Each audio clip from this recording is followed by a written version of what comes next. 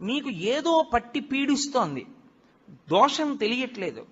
ఎందువల్ల ఇలా అవుతోందండి అంటే, ఏ పర్వాలేదు అవుతుంది కానండి, ఏం పర్వాలేదండి అంటుంటారు. దోషం పట్టుకోలేరు. అది ఎందుకు వస్తుందో తెలుసా? ఎక్కడో మహాత్ముల మనసు కష్టపెట్టడమో, లేకపోతే ఏదో చెయ్యకూడని దోషం ఏదో చేశారు, అది జాతకంలోకి దొరకదు, పీడిస్తూ ఉంటుంది. మీకు దొరకని దోషం పోవాలి అంటే ఒక్క నంది అభిషేకానికే పోతుంది. అది ఎప్పుడో తెలుసా? ఎప్పుడు పడితే అప్పుడు చేయడానికి వీల్లేదు.